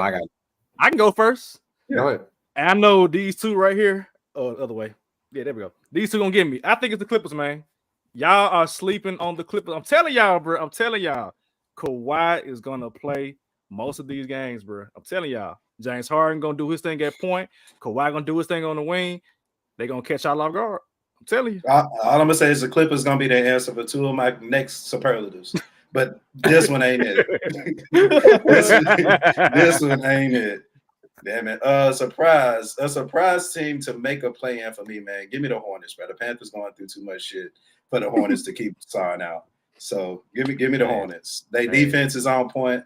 We just learned that they definitely not nowhere near one of the youngest teams in the league. Cousin Ball, it's on you to finally step up and get into the top. I like B. Miller, man. Come on, man. They got a young core. It's just a matter of them ascending like the Magic or like the Pacers. Okay. Yeah. My pick was the Pacers, even though I talked about them earlier. I just think they're just a team that no one talks about. And now you have a full, again, offseason with Pascal. Halliburton is not hurt when the injury is happening or trying to incorporate that into what the lineup could look like. This will be a surprising team moving up to next season. I roll with them boys in Houston, man. I can't stand Dylan Brooks, but I just think another year of continuity. God damn. He said condom? Continuity. Damn. It is late, and I'm trying to use big words. Y'all know what I mean. Chemistry. All that good stuff. Togetherness. There you go. I think them dudes are going to definitely surprise some people this year, bro, for sure. So, okay. I like that. Most definitely. All right, opposite the end of the spectrum. What team is most likely to disappoint? Especially to savage the Clippers. That's number one. I told you. Like, I don't understand how you expect them. Like, Kawhi, you already breaking one of the commandments of LBRs. Like, Kawhi ain't played this long, and he got a worse team, and you think that he's still going to play? Yeah. Nigga, what? And then you got James Harden, old ass, that's going to go crazy in LA, getting 36 mil. Are you serious? I'm serious, bro. I'm telling y'all. Let's go and get to question number 2 that can answer the Clippers in. Go ahead, fellas. All right, see, what are you thinking? Disappointment. Disappointed. This is going to be crazy to say because, I mean, how can you get more disappointed in this team? But the goddamn Detroit Pistons. I mean, what did y'all do? What they do to you? What did they do to me? Hell, they didn't win 28 straight, 29 straight. That's what they did to the world. Yeah, what did they do? Check on C. What did they do? Yeah, they ain't do nothing. They signed Tobias Harris. Tobias Harris, yeah. Over me? You think you do better than Tobias Harris? Come on. Now. Tobias Harris was the secret sauce? Come on now. No. Folks got their Wingstop ad removed. They were so sorry. Yeah.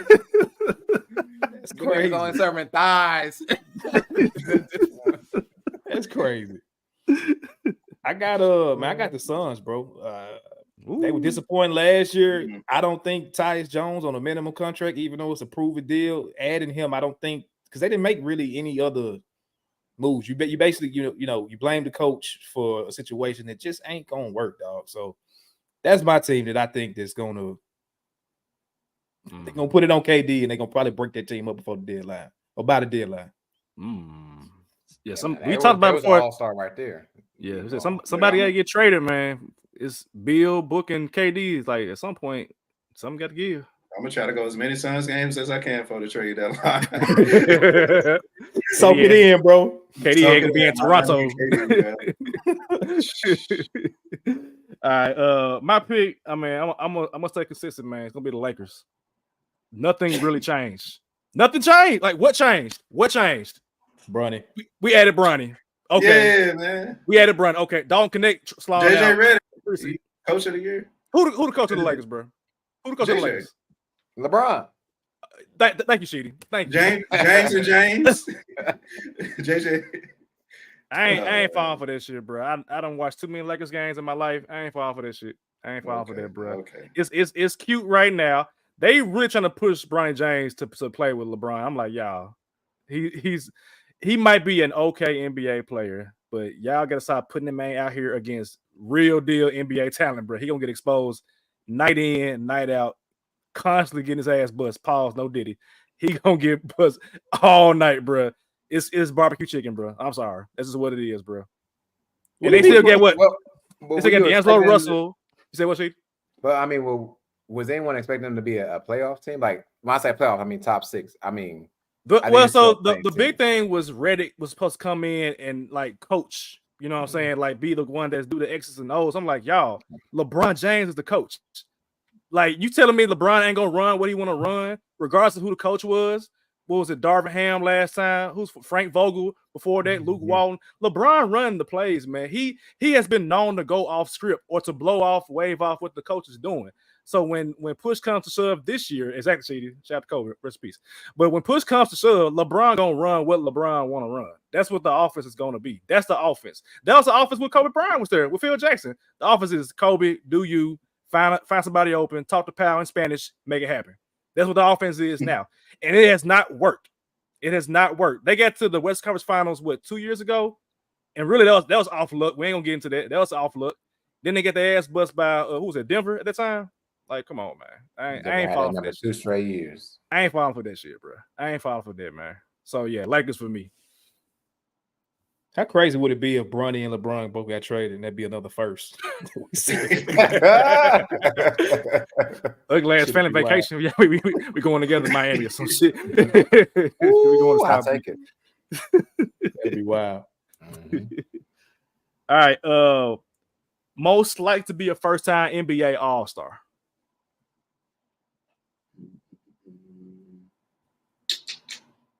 Wemby. Oh, my bad. I'm sorry. Aside from Wemby. Because he'll be All-Star. Aside from Wemby. I'm going to go Evan Mobley. Y'all still falling for this trash, man? I'm sorry. I'm out. Evan Mobley is not trash, bro. He's not trash, but I'm like, he's mid, bro. I'm like, all right. I keep wanting it to happen, but it don't happen, bro. I mean, yeah, what you want him to do, man? Play better, score more points, stay healthy, be aggressive, gain weight. I can keep going. Make a jumper. Damn, do something. And I want him to be good, man. I believed in him 2 years ago, but I ain't seeing it, man. He got so much talent, bro. Understandable. Speaking of jumper, going out to the West, Desmond Bain. Ooh, that would be lovely. Out of East and the West. So if Bain gets that means we got 2 All-Stars in here, right? For sure. But which one would? And that's what Chris is for again. Which 2 All-Stars? It'd be Ja. Like no. I mean Ja. I mean between Bain and Jaren. Oh, okay. Yeah, that's y'all know. Duh. He trying to get grist with on my ass again. It's like hell no. Look, been there, done that. I'm good. No, Ja's obvious, but it's like them 2 can have a good chance. But I think it'll be Bain if it's between them 2. Even if it's an alternate, I think he can get it. Personally, I think Jaren probably won't get any more. I think so. I think he's done with it. I think Edie gonna make it hard, to be honest. But for me, I had Chet Holmgren. I think Chet Holmgren gonna be All-Star next year. Tall ass lineup they're gonna have on the West. Gonna have Chet and Jokic. Shit, damn. And you can run just big man. Horns all day. Man. Look, I said that a couple of years ago. That's what's gonna happen. If y'all take away these positions for the All-Star game, we're gonna have on the East all guards, and we're gonna have all big men on the West. Y'all thought I was lying. Here Bro, we you can are. have, bro. Here Imagine Bron, KD, yes, Jokic, yes, Wemby, yes, yes. Mhm. Or Anthony Davis and take him out. AD, yeah. Damn, That's that'd be tough. That'd be tough. I ain't gonna lie. Sure, Ant-Man at the point, you know. Look, I'll watch now. I'll watch the game. That nigga, I ain't watching that joint. I never watched that joint. All right. Best tanking team for Cooper Flag. So what I mean by that is what would be the best fit based on that team that's tanking, or like in theory tanking, quote unquote. Answer number 2 for the Clippers. Clippers? Damn. Yes, they are not going to be a good team. I'm telling you, Savage. Okay. Trust me. Just trust me. Whenever I ask you to trust me, 9.9 times out of 10, I'm normally right when I'm telling you this, bro. The Clippers are gonna be ass. People are gonna go into that new building and be upset. We know growing up what the Clippers are known for doing. They're getting the number 1 pick. They going back, history repeats, but they ain't had a number 1 pick in 10 years. Blake Griffin again? Yes, bro. They ain't had a number 1 pick in 10 years, bro. You got a new building. You want to secure all-star, superstar, hopefully, for the next 10 years. Google Flag right there. Because There it is. It's been a there minute. you go. It's been a minute. Kawhi's not gonna play no 50 games. James Harden is gonna do what he do and slow out. No, they ain't got no good team. They don't have a good team. Okay. And I hate this with Tyloo. I wouldn't be mad at Flag playing for the Clippers though. I wouldn't be mad at that. It's about that. Damn, that would be the right choice. Can I put my conspiracy hat on real quick? Go ahead, dog. I don't think they're gonna let that white boy run that team in LA like that. You know how the NBA guys be. Y'all, we all know the lottery balls are picked, like right? Yeah. Like we all agree, right? Yeah. I don't think they're gonna put Cooper Flag. It's in the LA, Clippers. bro. I agree. It's the Clippers. I agree. You don't think LA gonna be that market for him? I don't think so, bro. They're gonna put him somewhere else. I ain't even saying Utah, because I think that's just Yeah. racist. Like we ain't got to put every white boy in Utah. Well, I don't think that. Look, he from Maine, so he from like the northeast, random like side of the country. Yeah, Brooklyn, Detroit, somewhere. I think they're gonna try to save another market with him. I don't. Okay. But shit, my answer. Go ahead. I had to jump on the conspiracy. That's Way. okay. I love that. It makes sense. Nah, I'm gonna say Brooklyn. I think what was this past 3 months? They were looking for a team to go to New Jersey. Right, trying to take the 76ers to New Jersey. Brooklyn's as close as you're gonna get. And I just the way that this whole season thing, first of all, I don't think the lottery should go the way it does. I think you should really earn that number 1 spot in a different way, not just because you lost all these games and it's a potential. I think y'all should go out and play for the number 1 spot for real. That's just me. However, I think Brooklyn is where he should go. Okay. And that's not tanking. That ain't good. It's gonna be good, yeah. That's not good. Okay. What you got, Chris? Chicago. I like that too. I like Chicago. Mm-hmm. With Buzelis, I like that. Kobe White, so I like that. All right. Yeah. My pick, I like Charlotte, man. I think Charlotte would be a perfect fit for Cooper Flag, man. You're gonna have Melo, you got B Miller, then you got Flag, on the wing. It kind of feels like old school. Let's talk about the Nets, New Jersey Nets, man. You got Kidd, Richard Jefferson, Kenyon Martin type of shit, bro. I think the Hornets should be trying to get Cooper Flag, man. Keep him in North Carolina, man. He at Duke now. True. Tell him come over to Charlotte, man. Tell him come over to Charlotte. Go for it. All right, most random player that could win MVP this season. So this is a player that could win it, but probably won't win it. And if they won it, it's like, damn, how the hell did he win MVP? He good, but damn, is he that good? My pick, I'm gonna go with Tyrese Maxey, man. I think Maxey is a great scorer. He provides a lot of energy for the 76ers, even when Embiid wasn't playing. He showed out, helped win some games. And I think that he's going to be even better playing alongside Paul George this year. There are going to be games where Embiid don't play, and it's going to require Paul George and Maxey to carry the load. And I think in that particular lineup, Maxey will be the main guy. It could be a thing where Embiid might get hurt, and having Paul George will help you out a lot. They still got Drummond to play big man when need be, and he's serviceable in my opinion. But I think Maxey gonna channel his inner Allen Iverson in that regard, and can be a contender for MVP.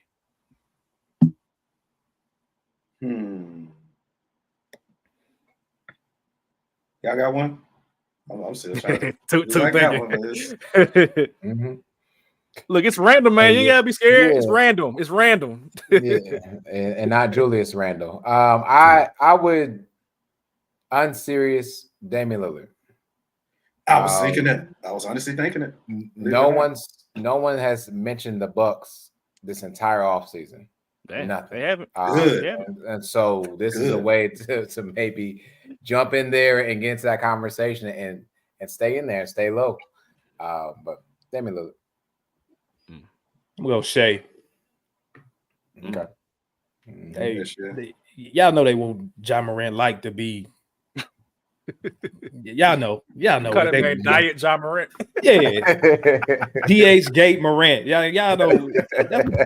They tried to do the shit last year. If it's somebody that's random, that's definitely what I'm looking at. Shea. I'm gonna ask y'all this because I got high hopes for the Suns, right?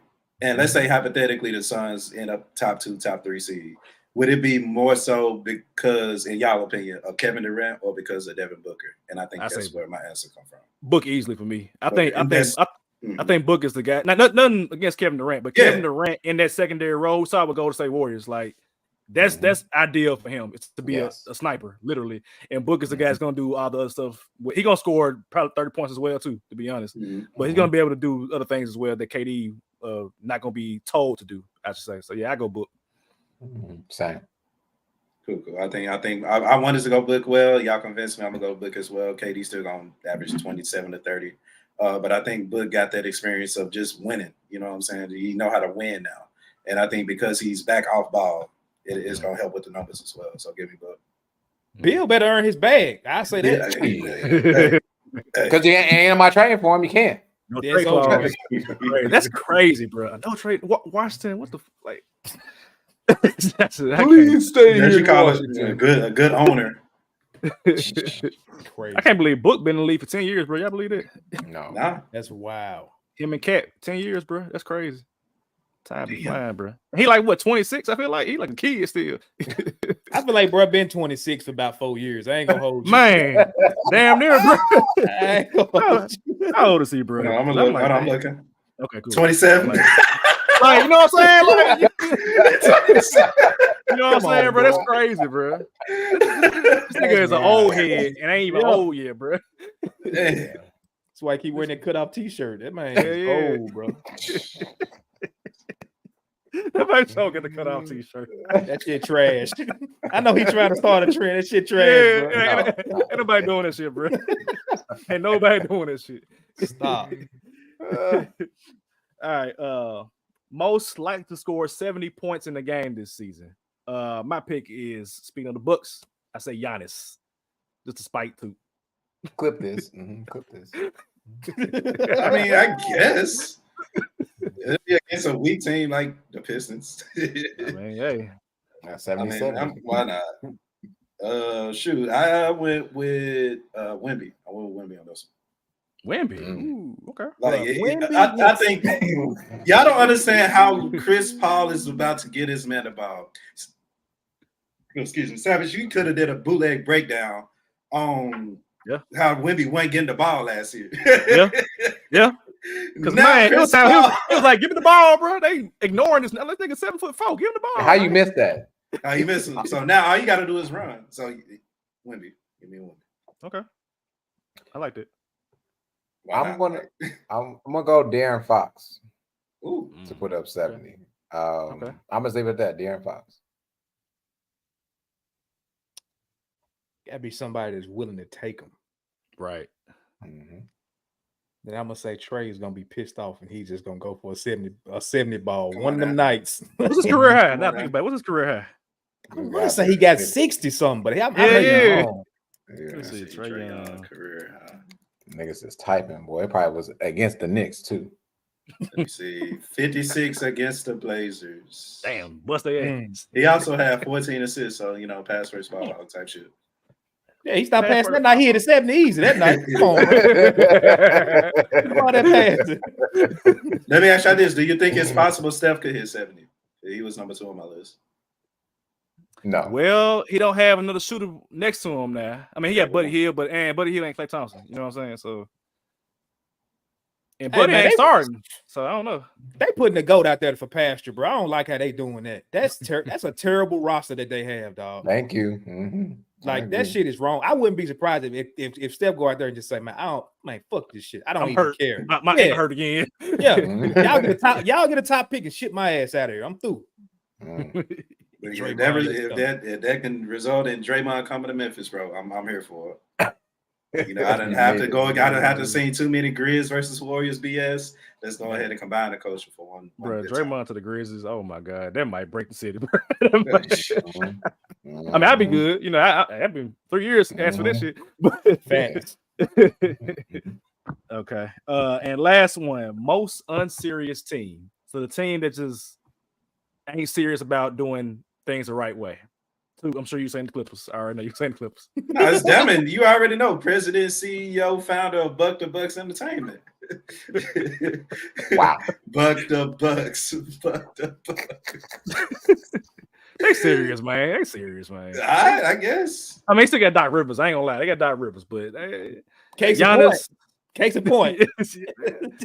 Okay, you're right. I ain't man. You're right. Yeah. You're right. Now I see Coach. They got Coach Rondo now. Okay. He need to be playing. Damn near. Thanks. Like, come on, man. Y'all ain't serious. Y'all got the smartest nigga on the clip. Like, oh my God, I hate the Bucks. Doc Rivers and Giannis. That's a double whammy for this nigga. Double whammy. Who you got, Sheedy? Suns. They just not serious. Yeah, you can call it whatever you want to. Just make sure you call it the sweep if it happens again. Damn. That hurt. I know. It's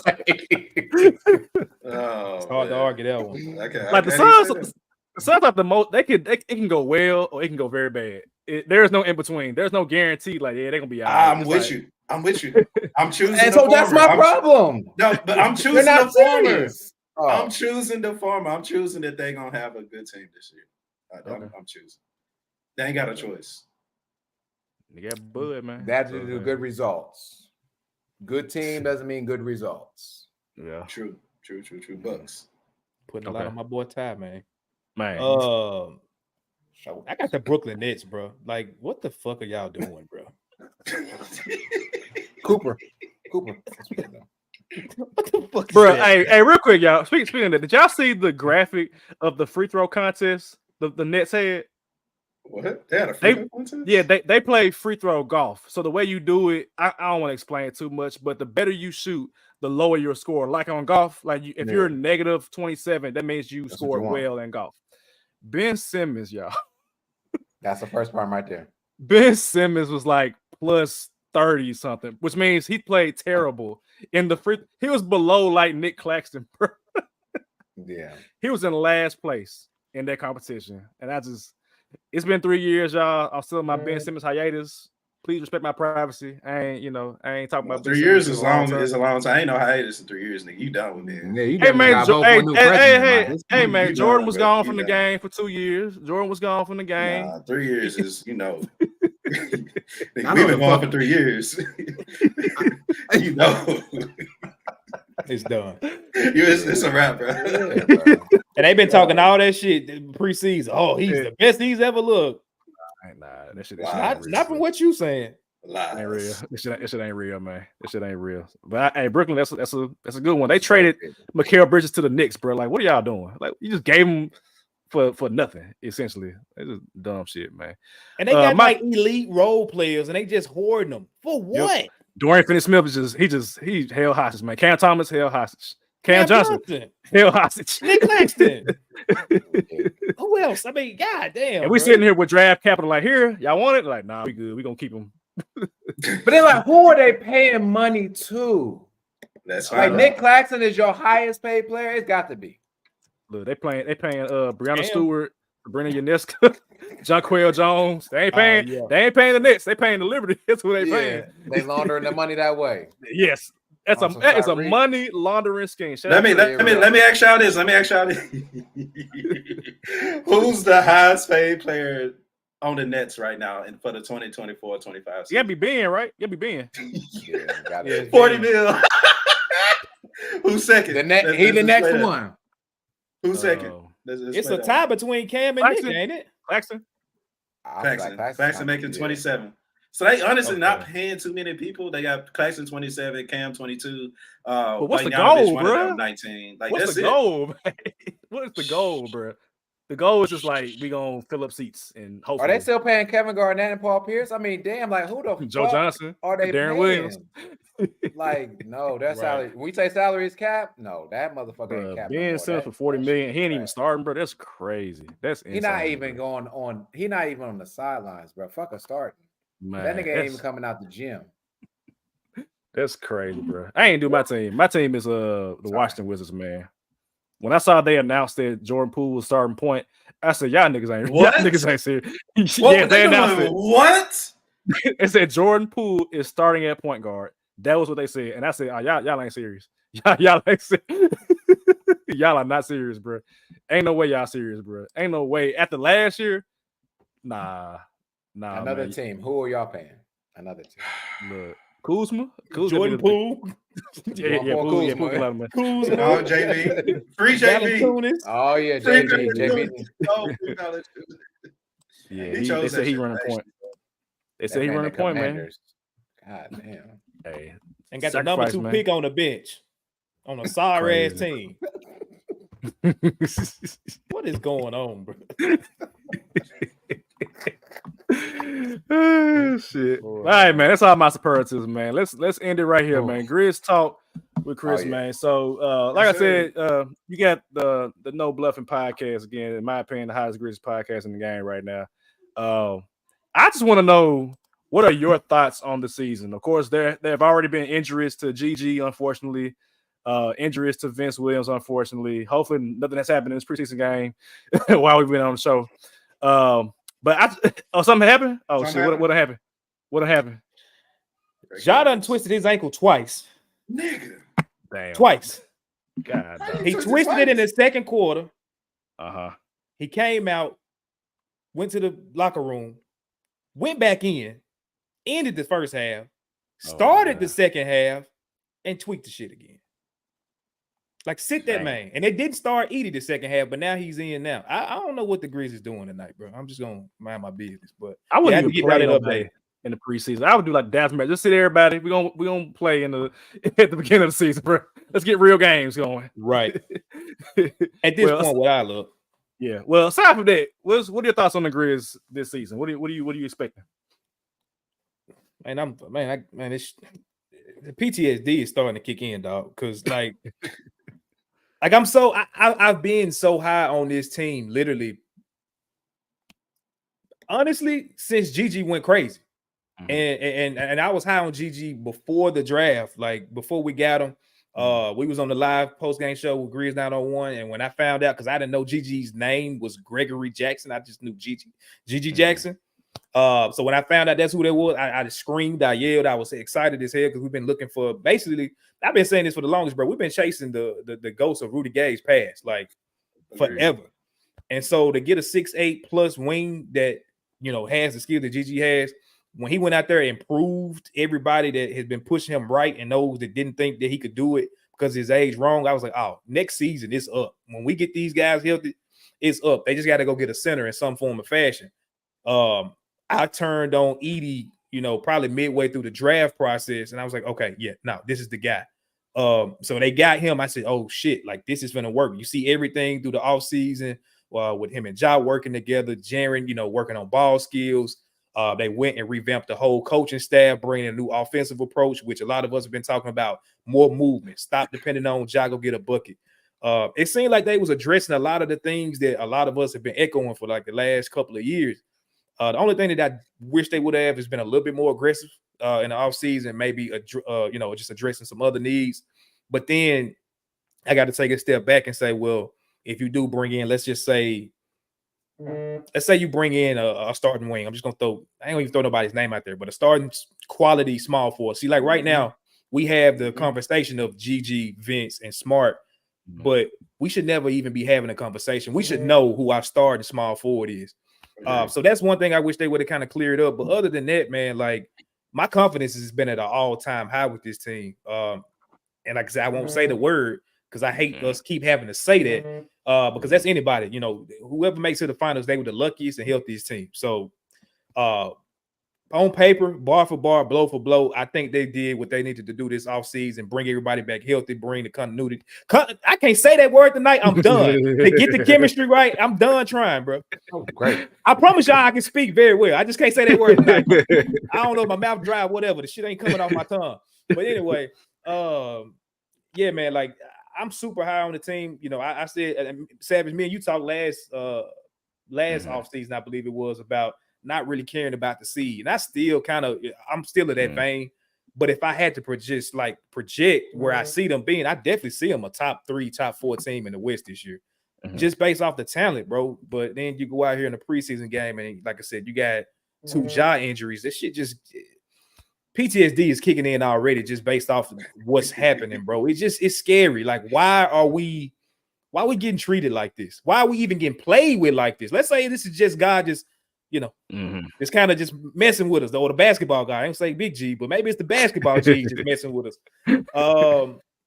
Hopefully it's all worth it, bro. Hopefully everything that's happening is all worth it. Because like I said, I think this team has what it takes.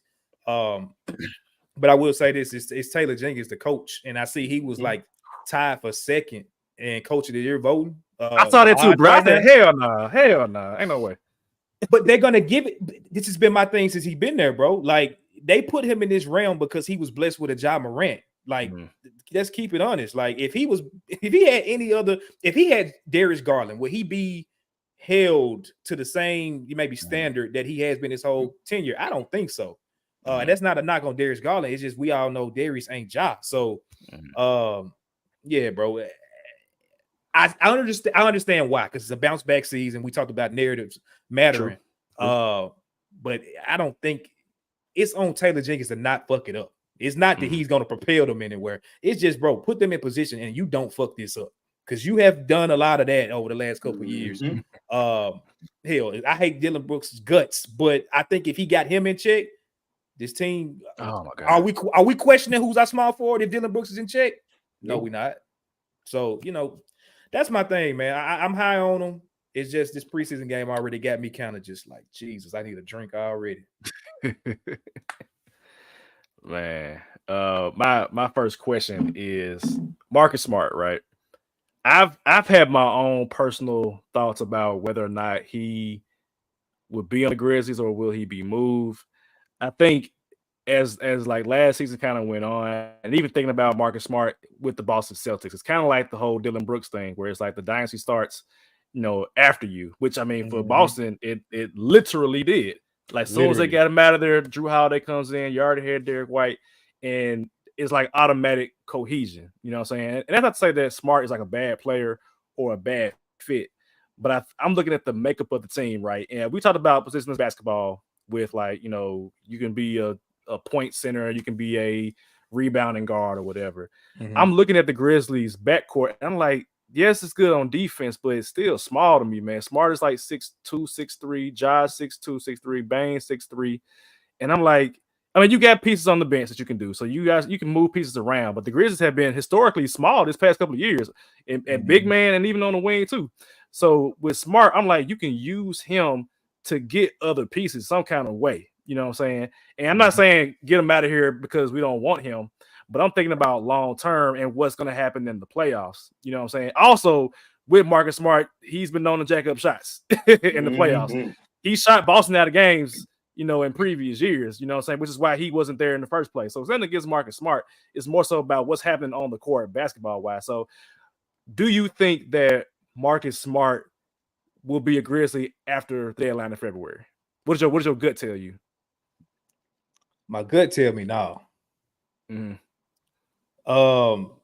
It's a lot of little things that I've heard that I won't dare say publicly, but yeah, it's some stuff that, like, it's just odd, bro. Even when you just sit back and take a look at it, like I'm not gonna say anything, but I'm just gonna say, like, just think for yourself on this, right? Yeah, yes.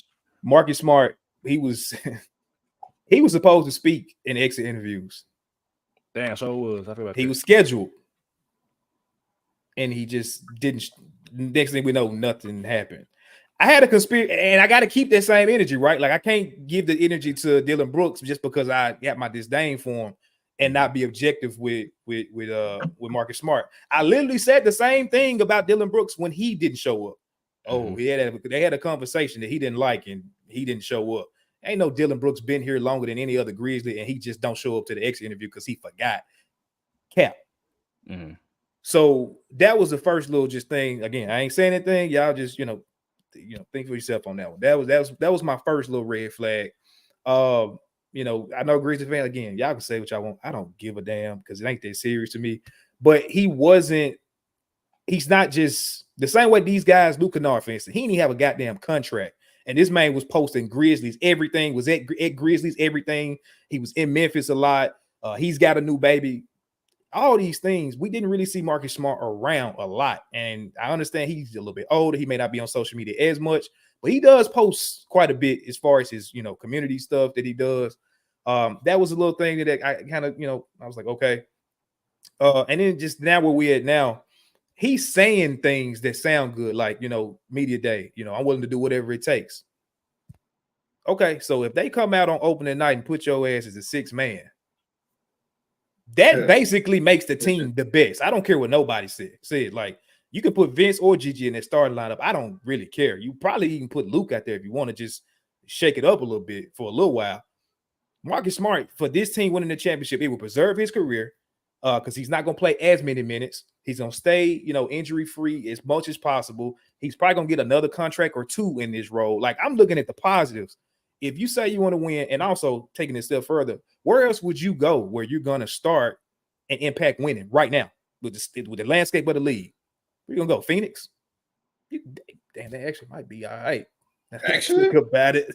Actually, that actually go get a Kogi. You want Josh a Kogi? I don't want none of them niggas. That's a Kogi. They're like, hell no, they ain't got shit. Bowl say his ass there too. Hell no. They got Nathan. They got nothing. But that, yeah, I mean, the list is very few. I've heard Miami. I don't think Marcus Smart. Yes, he fits that identity, but at this stage of his career, does he push them over the top? I don't think so. So, it's just a couple things I've seen, bro. And with that being said, everybody's talking about championship, which is great to hear from top to bottom. But it is some things there that's like you said, I think he can guard up, but it is just some things aesthetically. It's like, all right, bro, like, is this a championship backcourt or wing court? I don't even want to call it a wing court, but just those first three guys, point guard, shooting guard, small forward, from a size and talent, skill set, fit standpoint. That's why we was talking about the Josh Hart thing. I think if you put Josh Hart in that spot, I think that starting five is a lot better because he's not going to take as many shots. He's going to take smart shots. He's just going to play his role, and he's going to rebound the shit out the ball. All that being said, I don't think, if I had to bet on it, I don't think he on the team going forward after the deadline. But would I be surprised if he is still here? I wouldn't, just because we got to keep it a bean. Kleiman hasn't shown just to be the most aggressive guy. He hasn't. So prove me wrong, Kleiman. I guess that's just kind of where I'm at with it. Go make Joe Size DH Gate or what is he on? He on one of them sites, don't he? Something. It's something like that. Go make him give you Cam Johnson. Oh my God. Man. Go make him give you like make him. And if you can't, then hey, go sit down somewhere. Touche. I got a question, and this is a Memphis overall question because I've seen it on social media, and I definitely got a response to it. I feel like the Grizzlies, in a way, the Grizzlies should retire the number 23 with Rose. And I think that it's not just a Grizz thing. I just think when you think of the city of Memphis and the number 23, I don't think anybody, just my personal opinion, I don't want to see another Memphis 23 ever again. And like I said, I think it was through your social media or somebody else that I saw, but about talking about retiring Derrick Rose jersey. What's your thoughts on that? Memphis ain't retired as number one, have they? U of M? He won 23. He was at 23. times. Yeah, That's what I'm saying. That's what I'm saying. Who am I thinking? I'm thinking about Joe Jackson. Look, Yeah, you think about Joe? Oh, goodness gracious. Man, I mean, you can Joe too. Yeah. Oh, I think a Derrick Rose 23 should be in there, especially if he hang around. Memphis, we get flack for Tony Allen. Like, people got to understand, like, players and what they mean to the city means different to us than what it means to other people. So yeah, I get it. We ain't the Lakers. We ain't raising championship banners yet. Knock on wood. But it's just from a sentimental standpoint, especially depending on what he decides to do after. I know we ain't really kind of heard much about that. Would I be mad if they decide to put the 23 up there? I would, because for everything that he done meant to the city, I just wish, bro. And it's so crazy. The day that he announced retirement, we had recorded the episode the night before. And but this was before he put out the little teaser on his Instagram. The day that our episode had dropped, we literally giving him his flowers and saying, like, it's the basketball gods lining it up this way that he didn't get a championship as a Tiger, but he's about to support Ja and the Grizzlies and getting the title this year. Like, I'm talking about, like, this just crazy vision was casted. And then probably 2 hours after the show ended is when it announced that he was retiring. And I about lost my mind, bro. I'm like, no, it wasn't supposed to be that way. Like, it just wasn't supposed to be that way. So, Wendell Carter has agreed to a 3-year, $59 million contract. Okay. 20 mil. Shout out to him. Yeah, shout out. Yeah, bro. I wouldn't be mad at it. I wouldn't be against it. I know it's unorthodox, but it's, you know, it's Memphis. We don't do anything orthodox at all. So I wouldn't put it past it at all.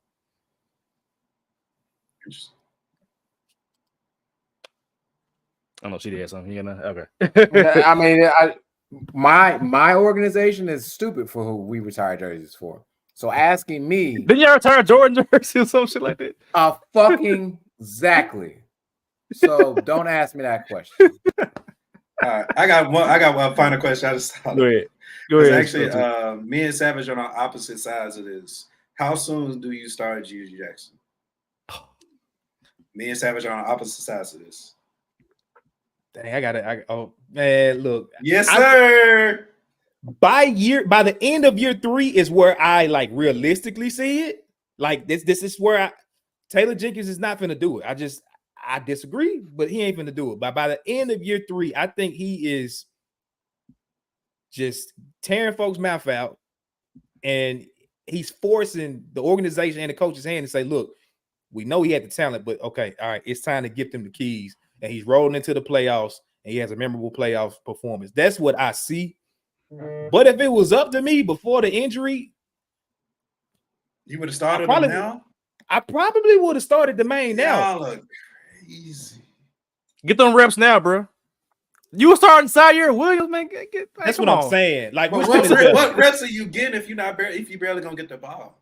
He don't get the ball. I feel like he'll get more reps coming off the bench for the next year or two. I agree with that. Now I agree with that because he was busting folks' ass last year when he was like the primary guy with that random white dude that was on the court with them last year and other players I ain't never heard of. But I mean, I just feel like for what you need in terms of, like, for a playoff series, I need 6'8", 6'9" guarding somebody else on the wing over there as well. I don't need freaking who else is out there? Zaire. I'm not even getting to Zaire today. I don't need Zaire. He can get them up. Man, that's what I'm saying, man. And Gigi can actually make a shot from the corner. Like, he can make it. Like, we saw him make shots. We saw him catching live. We saw him dunking. We saw him dribbling the ball, so he can handle the ball as well too. I'm like, go throw him out there and see if he can sink or swim. And we saw him swim all last year, literally all last year, in whatever role they gave him. National TV, Bally, blackout, like, it's whatever he gonna hoop. He will hoop regardless of the stage, man.